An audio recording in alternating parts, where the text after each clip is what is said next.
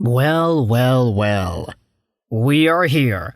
With all the goodwill that we had built up with New York Islanders fans, talking about how well this team has done in the offseason, from the draft, to the free agency, to the trades that were made.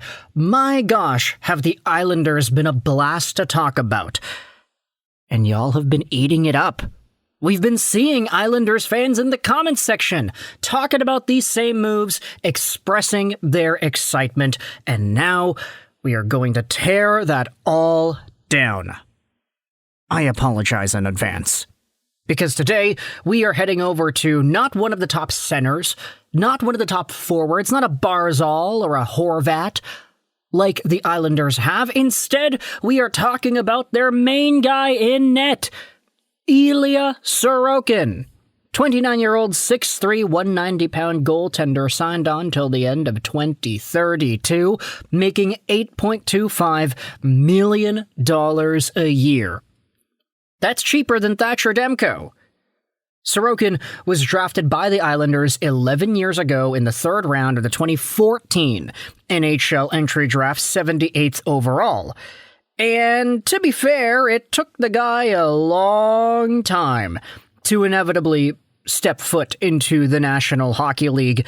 By the time he was in his late 2010s CSKA Moscow days, Sorokin was labeled by most as one of the best goaltenders outside of the NHL. And Islanders fans were salivating year after year. Hey, when would this guy come over? When would this guy become an Islander? When will this guy actually make the jump? He was drafted in 2014.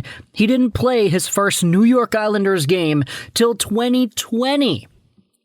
And to be fair, he has been very good throughout the course of his career here.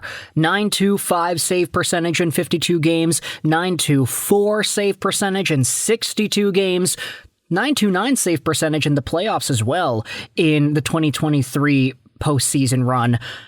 However, things didn't really go all too well the next few years. Ilya Sorokin only played one game in the 2024 playoffs with a .786 save percentage. Oh boy, I wonder what happened there. It was just over a year ago. But Semyon Varlamov was the main guy in net for the Isles in that postseason run.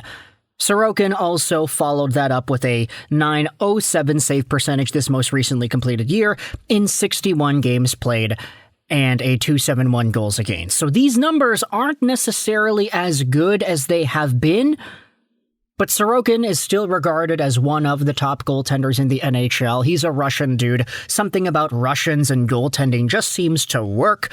And with Vasilevsky and Schaefer being taken around the same time that Sorokin was in the draft, you kind of had this triumvirate of Russian goaltending prosperity that all came to rise at the same time. The only difference is Vasilevsky was there a lot earlier in the National Hockey League compared to Sorokin and Schaefer. But now, the unthinkable seems to have happened. Because earlier this week, on the Kevin Karius show, you had Frank Seravalli go out there and drop this bomb. I do think, at varying points, there has been some conversation around Ilya Sorokin. What kind of conversations? Well, of course, based off of the tweet, it's trade conversations. There would be no other type of conversation to be had about Ilya Sorokin and his overall profile. As we had said, $825 million a year till the end of 2032. He does have a full no-move clause. So if he were to be traded, he would have control over where he was to go. But ultimately, this is where we start thinking about the direction of the Islanders. We question whether or not Ilya Sorokin is on board to go through whatever it is they're going through, retooling on the fly. They just got rid of Dobson. They got rid of Nelson. They're keeping Bo and Barzal, but they did get some other younger dudes too. Shabanov is in New York. Siplakov is in New York. Simon Holmstrom, Emil Heineman. These guys aren't like old, but they are in a younger generation, and you could debate whether or not Ilya Sorokin is in a spot where he could commit to being a part of that long term. And I say long term. He's 29 years old right now. The contract expires, 7 years from now? So he'll be 36 by the time the deal is over. The cap is rising. I think the dollar amount of the contract isn't a problem here. It's just a question as to whether or not Ilya himself is going to be on board, which is why we dive into some articles. This was posted on thehockeywriters.com earlier this morning by Jesse Corville Lynch, talking about how the Edmonton Oilers should be all in on Islanders' Ilya Sorokin. And this was also talked about on the same Twitter thread here from NHL Rumor Report.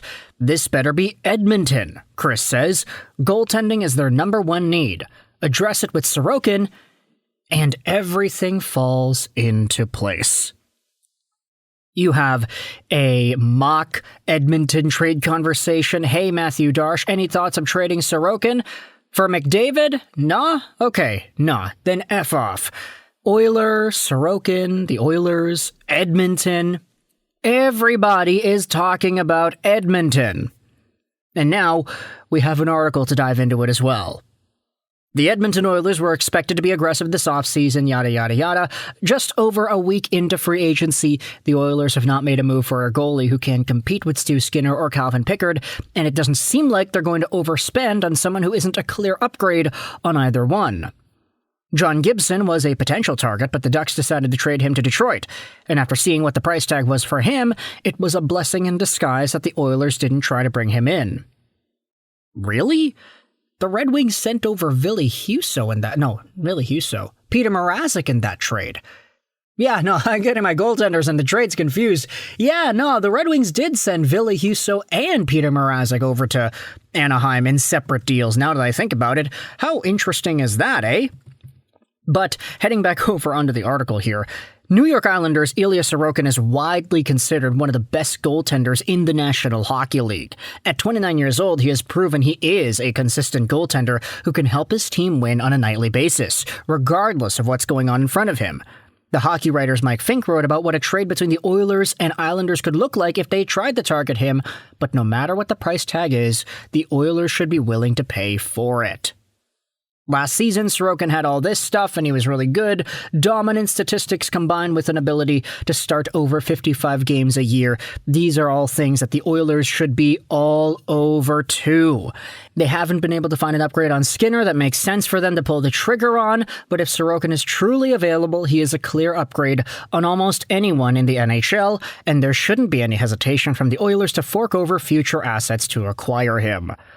Some fans have argued that the Oilers haven't been able to win a Stanley Cup in the past few seasons because of their inconsistent goaltending, so adding someone like Sorokin would solve that issue. The Oilers are switching out their goaltending coach, a decision that seems to have received positive feedback from fans, but bringing in Sorokin would be the icing on the cake. There would be no holes left in the Oilers lineup at that point. They already have the forward and defensive depth they can bring to the playoffs, and they can be trusted to take them deep into the postseason. But imagine what would happen if they landed Sorokin. It would be extremely tough to pull off, and the Oilers would have to fork over future first-round picks, prospects, and likely Stuart Skinner himself. The other issue is Sorokin's cap hit, which is $825 million, and this also doesn't even consider his trade protection.